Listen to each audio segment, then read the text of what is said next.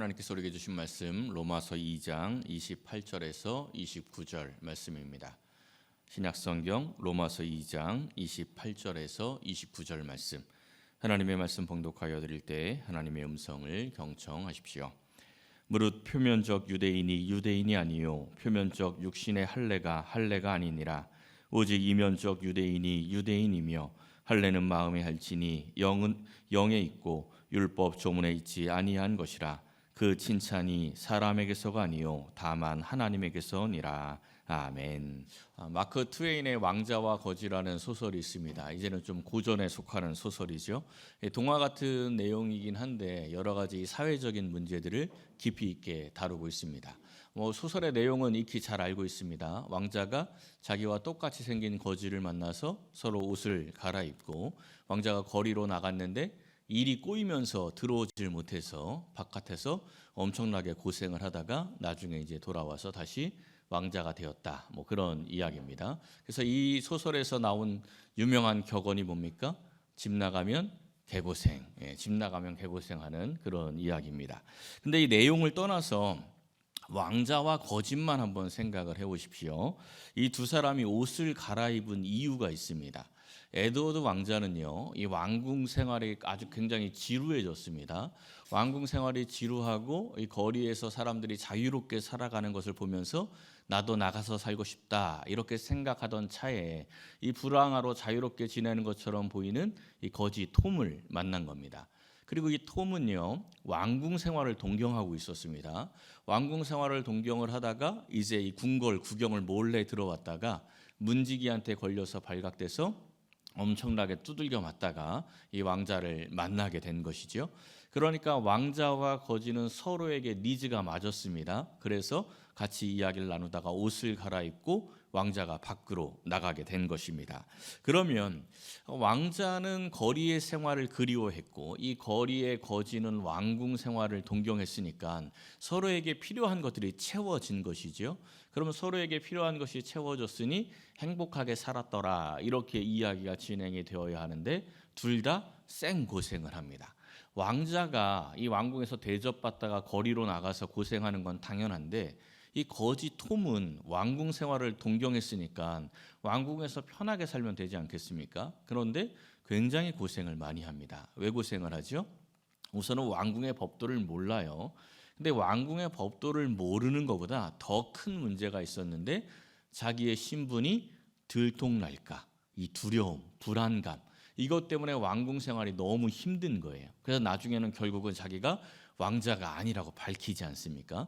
근데 아무도 안 믿죠. 왕자가 미쳤다 그러지 왕자가 이 거지라는 것을 아무도 믿어주질 않습니다. 그래서 이 거지도 역시 이 궁전에서 굉장히 고생을 많이 합니다. 이 톰은 이 거지는 자기가 그토록 바라던 왕궁 생활을 얻게 되었는데 왜 힘든 거예요? 그 힘든 이유는 사실은 하나입니다. 겉과 속이 달랐기 때문이에요. 겉모습은 그가 그토록 그리워하던 동경하던 왕자가 되었지만 이 속모습은 여전히 거지인 겁니다. 겉이 왕자지만 속이 거지니까 그 왕궁 생활에 적응이 안 되는 것이요. 그래서 굉장히 힘든 겁니다. 근데 왕자는 어떠하죠? 왕자는 이제 겉모습이 거지가 되긴 했지만 이 세상에 나가서 미친놈 취급을 받아도 한 번도 자기가 왕자라는 긍지를 잃지 않습니다. 어디에서나 당당하게 살아갑니다. 겉모습은 거지지만 속은 왕자이기 때문에 그렇습니다. 오늘 이 본문의 말씀을 한번 보십시오. 표면적 유대인이 유대인이 아니고 이면적 유대인이 유대인이다 이렇게 말씀을 합니다. 지금으로 좀 적용을 해서 말씀을 드리자면 교회에 다닌다고 해서 그리스도인이 아니고 그 안에 정말 예수님을 믿는 사람이어야 그리스도인이다. 바로 이러한 사람이 하나님께 칭찬받는 사람이다 이 말씀입니다. 겉보다 속이 더 중요하다는 말씀이죠. 이 겉이 거지여도 속이 왕자였던 에드워드가 당당하게 살았던 것처럼 이 속이 하나님의 백성인 사람들은 이 세상을 살아갈 때 담대하게 또한 능력 있게 살아갑니다. 사랑하는 성도 여러분, 오늘 이 말씀을 함께 상고하면서 표면적 그리스도인이 아니라 하나님께 칭찬받는 이면적 그리스도인이 되시기를 예수님의 이름으로 간절히 축원합니다. 첫째는 성도의 사명을 감당해야 합니다. 오늘 이 본문의 주제는요, 이 17절부터 시작이 됩니다. 17절을 보면 유대인이라 불리는 내가 이렇게 시작을 하죠. 이 말씀은 이제 좀 더 원어에 가깝게 번역한 책이 공동 번역입니다. 공동 번역에 보면 자기가 유다인이라는 것을 내세우는 사람 이렇게 시작을 합니다. 그러니까 유대인의 선민 의식을 말씀하고 있는 거죠. 내가 유대인이다, 내가 하나님의 백성이다, 이것을 자랑하는 사람에 대한 이야기로 시작을 하는 겁니다. 유대인들이 이방인을 뭐 취급하죠? 개 취급을 하죠. 유대인들은 이방인을 개 취급을 했습니다. 지옥의 땔감이다 이렇게 이야기를 했어요. 그 이유가 뭐냐면 우리는 하나님께 택함 받은 백성이고 하나님께 율법을 받은 백성이기 때문이다, 이런 이야기를 했습니다. 유대인이 하나님께 택함 받은 백성, 선민인 거 맞습니까? 맞지요. 왜냐하면 성경이 그렇게 기록하고 있습니다. 유대인들은 하나님께 택함 받은 백성이고 율법을 받은 백성인 것은 분명합니다. 그런데 그 선택받았다라는 그 의미를 유대인들이 오해하고 있었어요. 신명기 7장에 보면 이 말씀이 나옵니다. 너희를 기뻐하시고 너희를 택한 것은 너희가 다른 민족보다 수요가 많기 때문이 아니다. 그러니까 조금 더 쉽게 풀어서 이야기를 하면 너희를 하나님께서 기뻐하시고 택한 것이 다른 민족들보다 너희들이 잘나서가 아니다. 오히려 가장 부족한 민족이다. 이렇게 하나님이 말씀하셨습니다. 그럼 왜 가장 부족한 얘네들을 선택을 하셨대요? 다만 너희를 사랑하심으로 말미암아. 왜 사랑합니까? 너희 조상들에게 하신 맹세를 지키려 하심으로 말미암아. 그럼 하나님께서 어떤 조상하고 맹세하셨어요? 하나님께서 언약하신 조상 누굽니까? 아브라함, 그죠? 그러면 이 아브라함을 택하실 때의 장면을 보면 유대인이 택함 받았다는 의미가 무엇인지 우리가 발견할 수가 있는 겁니다. 창세기 12장에 그 말씀이 나오죠. 하나님께서 아브라함을 택하실 때 왜 택했대요? 너는 복이 될지라. 그러니까 아브라함에게 복을 주는 게 목적이 아니고 궁극적인 목적은 아브라함이 복이 되는 겁니다. 아브라함이 복이 되어서 그 다음은 어떤 스텝이 있어요? 땅의 모든 족속이 너로 말미암아 복을 얻을 것이다. 그러니까 하나님께서 이스라엘 백성들을 택하신 것은요, 이스라엘 백성을 복으로 만들어서 그 이스라엘 백성들을 통해서 세계 모든 민족들이 복을 받게 하려고 그렇게 택하셨다는 것이죠. 조금 더 구체적인 의미를 담은 말씀이 출애굽기 4장에 나옵니다. 이렇게 말씀하죠. 이스라엘은 내 아들, 내 장자다. 이스라엘을 장자로 택하셨다라고 말씀합니다. 이스라엘의 문화와 우리의 문화가 굉장히 비슷한 게 많은데요. 지금은 이제 시대가 좀 달라졌지만 예전에는 장자가 재산을 가장 많이 상속받았습니다. 심지어 장자가 모든 재산을 다 상속받기도 했어요. 왜 장자에게 재산을 가장 많이 물려줬죠? 제일 많이 누리라고? 그거 아니죠. 집안을 책임지라고. 집안을 책임지고 이끌어라. 이게 이 장자에게 가장 많은 이 재산을 상속한 이유였습니다. 2014년에 개봉한 국제시장이라는 영화에서 그 황정민이라는 캐릭터가 이 장자의 역할을 맡아서 많은 것들을 평생 헌신하고 평생 희생하며 이 집안을 이끌어가는 그러한 모습이 있지 않습니까? 이 황정민 캐릭터가 마지막에 이제 죽을 때가 다 됐을 때 그때 고백하는 장면이 영화의 마지막 장면인데 우리 영화의 마지막 장면 영상으로 한번 좀 잠깐 보도록 하겠습니다. 영상 한번 틀어주시죠. 아버지, 내 약속 잘 지켰지? 막스이도 찾았고 이만하면 내 잘 살았지?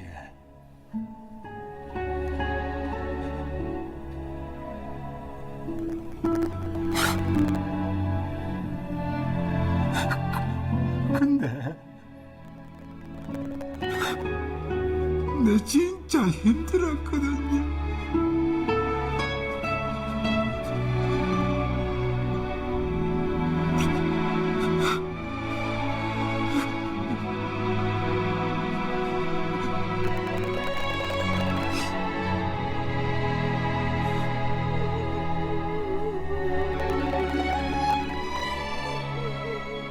울지 말라고, 독수야. 아버지.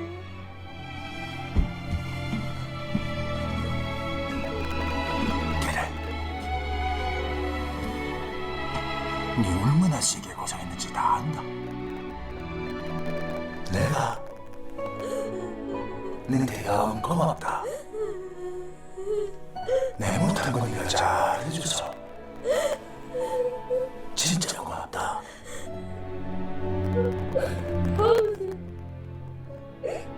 아버지가 되게 보고 싶어진다.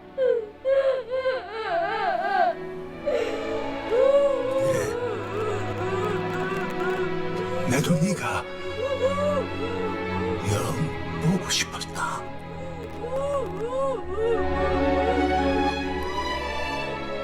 하나님께서 이스라엘 백성에게 요구하신 장자가 바로 이런 장자입니다.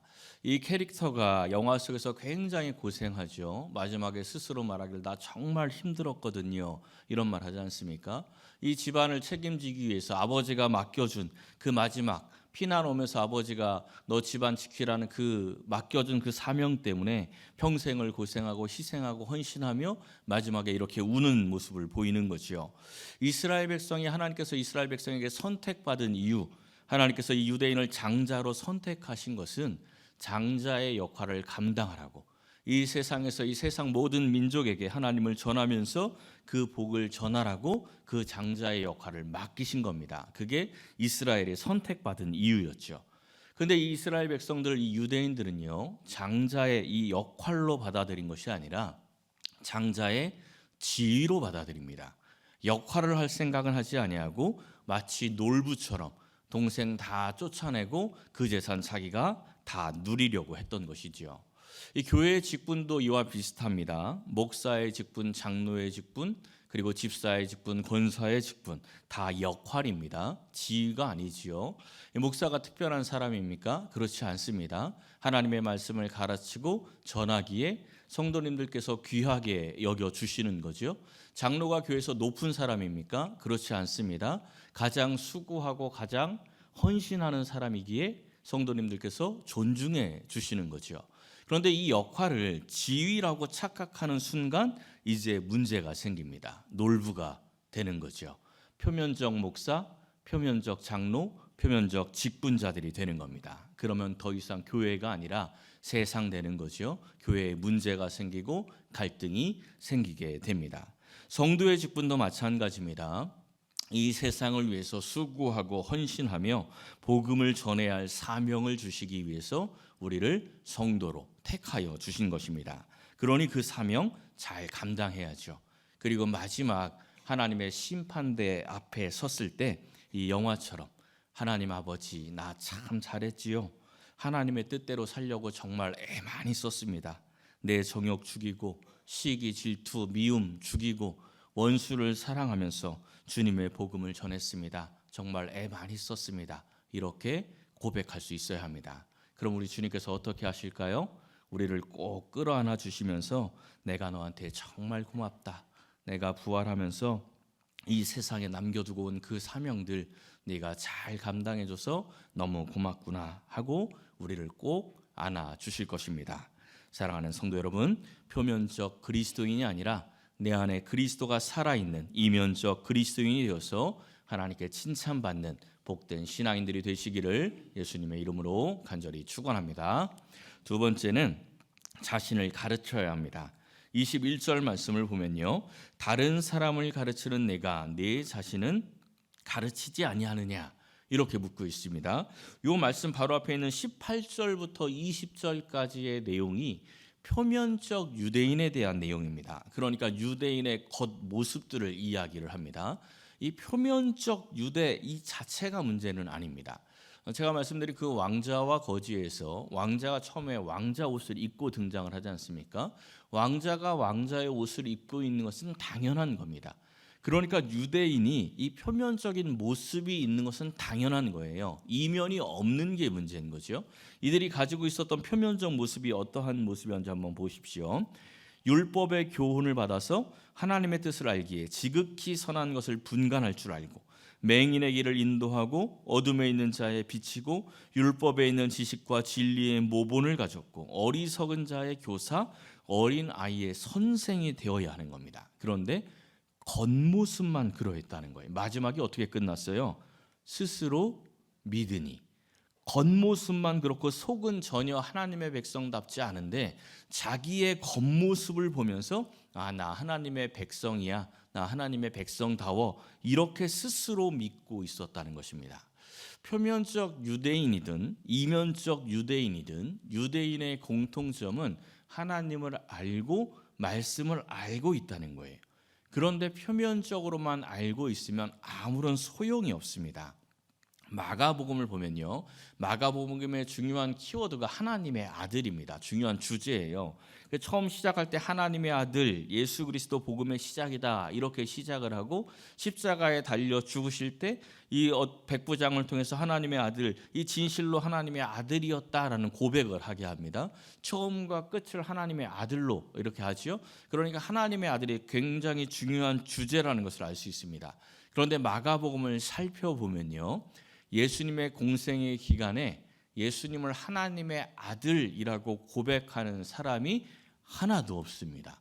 제자들도 예수님을 하나님의 아들이라고 고백하지 않아요. 2번 하나님의 아들이라고 명칭이 나오는데 누가 하냐면 귀신 들린 자가 합니다. 귀신이 하나님의 아들인 걸 알아봐요. 그리고 귀신이 하나님의 아들이라고 나와 상관이 없는데 왜 왔냐고 이렇게 항의하는 장면으로 나옵니다. 그러니까 하나님의 아들인 거 알아도 소용이 없는 것이요, 하나님의 아들인 걸 알아도 믿고 따라가지 않으면 아무 소용이 없는 겁니다. 야고보서 2장에 있는 말씀을 보십시오. 귀신들도 믿고 떤다. 귀신들도 하나님을 압니다. 귀신들도 하나님을 믿고 떤다는 거예요. 우리는 하나님을 알고 예수님도 압니다. 성경을 지식적으로 다 알지 못할지라도 하나님이 우리가 어떻게 살기를 원하시는지 그 하나님의 말씀을 다 압니다. 그런데 알고 끝나면 귀신들과 다를 바가 없다는 겁니다. 그냥 표면적 그리스도인이 되는 거죠.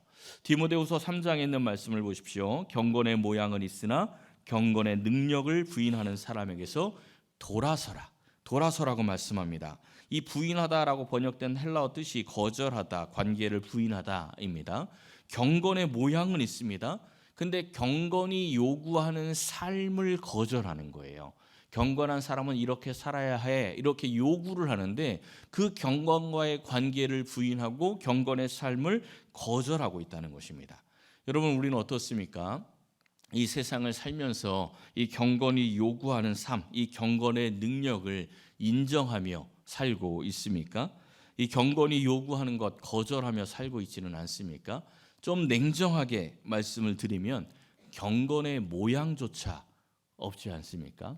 이 성경에서 경건의 모양은 있으나 경건의 능력을 부인하는 사람을 책망하고 있는데 지금 이 시대 우리의 삶을 돌아보면 경건의 모양조차 관심이 없는 경우가 너무 많다는 거죠. 그래서 이러한 말씀을 전할 때면 굉장히 고민이 되는 겁니다. 표면적 그리스도인이냐 이면적 그리스도인이냐, 이 주제가 너무 어려운 거예요. 인간적으로 생각을 해보면 표면적 그리스도인이라도 돼야 이면적 그리스도인으로 성장하지 않을까, 이 표면적으로라도 훈련을 시켜야 되는 게 아닐까, 이런 고민이 생긴다는 거죠. 그런데 성경을 아무리 깊이 묵상해보고 아무리 찾아봐도 이면적 그리스도인이 먼저라고 분명하게 우리에게 말씀해 줍니다. 왜냐하면 이면적 그리스도인이 되면 경건의 모양은 저절로 따라오는 것이기 때문에 그렇습니다. 그래서 우리는 이면적 그리스도인이 되기 위해서 끊임없이 스스로를 가르쳐야 합니다. 이 유대인들이 표면적 그리스도인으로 멈추어 있었던 것은 자기 자신을 가르치지 않았기 때문입니다. 내 자신을 어떻게 가르칩니까? 내 이성과 내 지식으로 가르치는 게 아닙니다. 성령의 가르침을 따라가는 게 내 자신을 가르치는 겁니다. 요한복음 14장에서 예수님이 말씀하셨죠. 성령을 우리에게 보내주실 것인데 성령께서 우리에게 모든 것을 가르치고 예수님의 모든 말씀을 생각나게 한다는 것입니다. 우리가 이 세상에서 살아갈 때요, 하나님과 멀어지려고 할 때마다 또 이 경건과 먼 생활을 하려고 할 때마다 성령께서 우리를 만류하십니다. 하나님의 말씀을 생각나게 하세요. 교회를 다니시는 분들은요, 반드시 그 경험을 하게 되어 있습니다. 안 할 수가 없어요. 이 세상에서 하나님의 뜻과 관계없이 살 때는요, 이 안에서 작게나마 성령께서 역사하십니다. 야, 그렇게 하는 건 아니지. 이렇게 자꾸 우리 안에서 터치하신다는 거죠. 성령께서 우리의 인생 가운데 개입하셔서 때로는 만류하시고요, 때로는 추동하시면서 하나님의 뜻대로 막 이끌어 가시기도 합니다. 하나님의 말씀을 생각나게 하신다는 거예요. 그럴 때 어떻게 해야 한다고요? 그 성령의 가르침을 받아들여야 하는 겁니다. 성령의 가르침에 순종해야 한다는 것이죠. 근데 그게 쉬울까요? 어려울까요? 어렵습니다. 내 자신을 죽이는 거니까. 내 자신의 정욕과 탐욕을 죽여야 하는 것이기 때문에 굉장히 어려워요. 그래서 사도 바울이 이렇게 고백하죠. 내가 내 몸을 쳐서 복종하게 한다. 내 몸을 친다라는 말은 좀 더 우리말에 가깝게 번역을 하자면 내 몸을 학대한다는 거예요. 자기의 몸을 학대할 정도로 자기의 몸을 괴롭혀서 성령의 가르침에 복종한다는 거죠. 그만큼 어렵다는 것입니다. 왜 그렇게 했대요? 자신이 도리어 버림을 당할까 두려워서, 표면적 그리스도로 멈출까 봐 두려워서 내 자신을 쳐서 성령의 가르침을 따라 살았다, 이렇게 고백을 하고 있는 겁니다. 사랑하는 성도 여러분, 우리의 내면에서 역사하시는 이 성령의 음성의 가르침에, 그 가르침을 받고 또한 그 음성에 순종하여서 경건의 모양과 경건의 능력이 함께 있는 복된 신앙인들이 되시기를 예수님의 이름으로 간절히 축원합니다.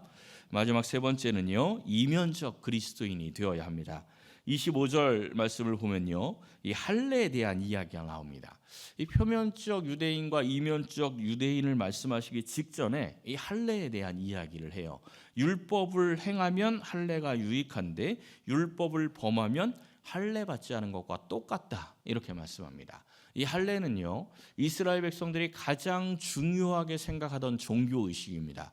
할례를 받아야 유대인인 거예요. 할례를 받지 않으면 유대인이 아닌 겁니다. 이방인들이 유대교로 개종을 하고 유대인이 되겠다고 찾아오면 그들에게 할례를 하게 했습니다. 그래야 유대인이 되는 겁니다. 그런데 이 중요한 이 선민 의식과 관계에 있는 이 할례에 대해서 지금 뭐라고 말씀하시는 거냐면, 너희들이 가장 중요하게 여기는 하나님의 백성의 시금석으로 여기는 그 할례를 받았다 하더라도 하나님과 관계없는, 하나님의 말씀과 관계없는 인생이 되면 그 할례는 아무런 의미가 없다. 그 할례 받지 않은 것과 똑같아. 이렇게 말씀을 하는 겁니다. 자, 지금 한번 생각을 해보십시오. 지금 이 시대 우리에게 가장 중요한 종교 의식이 뭡니까? 어떤 걸로 교인이다 아니다를 판단을 해요? 주일 성수죠. 지금 현대는 주일 성수를 가장 중요한 종교 의식으로 생각을 합니다. 그러니까 이 말씀을 적용하자면 주일 성수, 평생 주일 성수하고 살아도 하나님과 관계없는 인생이라면 그 주일 지킨 거 아니다, 이렇게 말씀을 하고 있는 겁니다. 조금 전에 말씀을 드린 것처럼 경건의 모양에도 관심이 없는 이 시대에 모양이라도 갖고 있으면 그래도 괜찮은 게 아닐까, 이런 생각이 들 수 있습니다. 특히 목회자 입장에서는 그래요. 코로나 이전과 코로나 이후에 가장 큰 이 교회 문화의 가장 큰 차이가 뭐냐면 주일 성수에 대한 의식입니다. 코로나 이전에는요, 교회의 중직자들만큼은 주일 성수에 대해서는 굉장히 중요하게 여겼습니다. 어떠한 일이 있어도 주일 성수는 지킨다, 이런 의식이 굉장히 강했어요. 그런데 코로나를 거치면서 그냥 영상으로 예배드려도 괜찮고 장소가 중요하지 않다, 이거는 맞는 말씀입니다. 장소가 중요한 건 아니에요. 그런데 이러한 말씀들을 통해서 하나님과 더 깊은 관계를 갖게 된 게 아니라 그냥 또 다른 걸 배운 게 주일 성수가 그렇게 중요하지 않다, 어디서든 된다, 이렇게 생각이 희미해졌습니다. 그러니까 이러한 시대에 그래도 주일 성수만큼은 내가 꼭 지키리라 하고 겉모양이라도 가지고 있는 사람들을 보면 목회자의 입장에서는 굉장히 귀해 보이는 거죠. 기특해 보이는 거죠. 그런데 이 성경에서는 뭐라고 말씀하냐면, 아무리 주일 성수 열심히 해도 그 안에 하나님이 없으면, 하나님을 사랑하는 마음이 없으면, 하나님의 말씀이 없으면 그 주일 성수 다 헛것이다, 이렇게 말씀하는 겁니다. 그러면 우리 마음에 어떤 마음이 듭니까? 그럼 어차피 헛것이니까 주일 성수 안 해도 되겠네, 이렇게 생각을 하면 하나님을 멸시하는 게 되는 겁니다. 어떤 마음이 드셔야 하냐면, 내가 지키고 있는 이 주일 성수 헛것되면 안 되겠구나, 이 생각을 하셔야 되는 거예요. 두려운 마음을 가지셔야 되는 겁니다. 어떻게 해야 이 주일 성수가 하나님이 보시는 귀한 이 주일 성수가 될 것인가, 이 마음을 가져야 한다는 거죠. 작년에 이 핸섬 가이즈라는 B급 코미디 영화가 하나 개봉을 했습니다. 그야말로 B급의 저질 영화예요. 뭐 온갖 폭력과 이런 것들이 많이 나오는 그런 영화인데, 이 영화에서 이 주인공과 만나서 이 사건 사고에 휘말리는 남녀 청춘들이 있습니다. 이 남녀 청춘들이 짝을 지어서 이 산장에 놀러 왔어요. 그 산장은 여주인공이 짝사랑하는 남자가 주인인 산장입니다. 그러니까 그 남자는 부자예요. 잘생겼어요. 골프 선수입니다. 근데 여주인공이 이 남자를 짝사랑하고 있었는데 썸을 타다가 이 산장까지 오게 된 거죠. 근데 사실은 이 남자는 썸을 탄 게 아닙니다. 이 여주인공 데리고 놀려고 그냥 친절을 베풀고 좀 썸 타는 척하고 사랑하는 척한 거예요. 근데 이 여주인공이 잠깐 친구를 찾으러 갔다가 돌아오는 길에 이 남자들끼리 하는 얘기를 듣습니다. 자기가 짝사랑했던 그 남자가 사실은 자기와 썸 타던 게 아니고 자기를 데리고 놀려고, 갖고 놀려고 이렇게 한 것이다라는 그 소리를 들어요. 그리고 이 여자가 굉장히 상처를 받고 거기를 떠났다가 이제 여러 가지 사건 사고들이 일어나게 되는 겁니다. 근데 잘 생각을 해보십시오. 이 남자는요, 굉장히 자기에게 친절을 베푼 사람입니다. 선물을 주기도 하고 아주 사랑을 베풀기도 했어요. 그런데 알고 보니 그건 진짜 마음은 없었다는 거죠. 그때 어떤 마음이 듭니까? 그 친절과 그 사랑이 자기 몸을 탐하려고 했다는 것, 자기를 이용하려고 했던 것뿐이다. 이러한 것을 알게 되었을 때 어떤 감정을 가지게 돼요? 이런 사람이 있습니까? 혹시 이 사람이 나를 전혀 사랑하지도 않으면서 친절하게 베풀고 또 선물도 주고 이렇게 뭐 사랑하는 행동을 했네. 아유, 그래도 그건 고맙네. 이렇게 생각하시는 분 있어요? 없지요. 이건 그런 마음이 안 듭니다. 왜냐하면 그런 걸 알게 되면은 너무 화가 나고 상처를 받게 돼 있어요. 가증스럽잖아요. 어떻게 이렇게 가증스러운 놈이 있나, 이렇게 될 수밖에 없는, 그게 당연한 겁니다.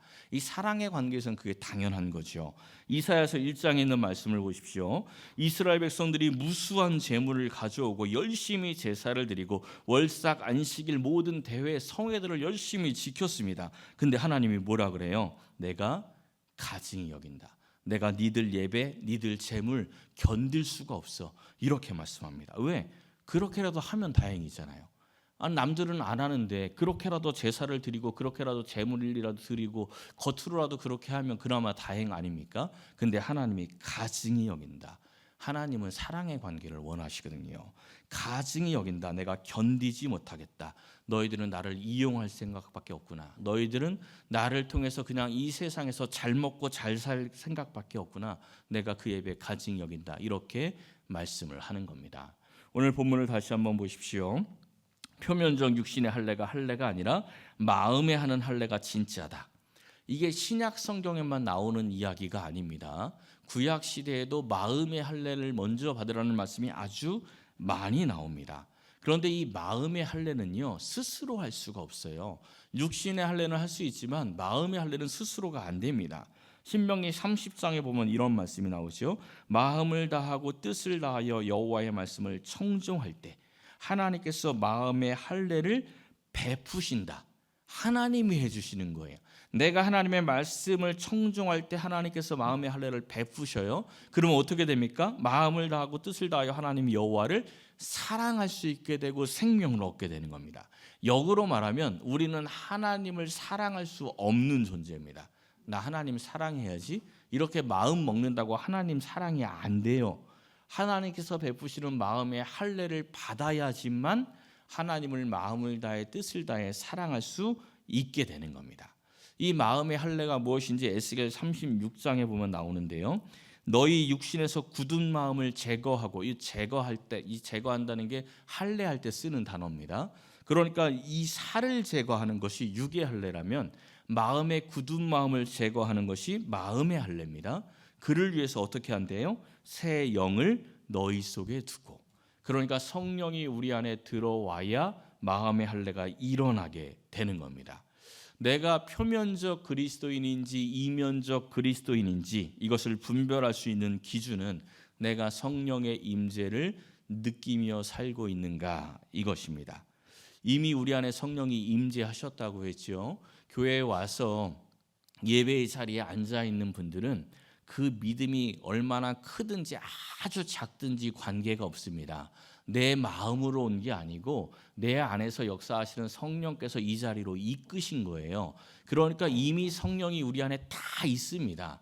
그런데 이 세상을 살면서 성령께서 우리에게 끊임없이 임재해서 말씀하고 가르치실 때 그 성령의 그 가르침을 내가 느끼면서 그 말씀에 순종하고 청종하려고 하느냐, 아니면 성령이 말씀하셔도 완전히 무시하고 살아가느냐, 여기에 표면적 그리스도인과 이면적 그리스도인이 갈라지게 되는 겁니다. 사랑하는 성도 여러분, 하나님께서 우리를 성도로 택해 주셨습니다. 그리고 그 사명을 감당하라고 우리에게 성령을 보내주셨습니다.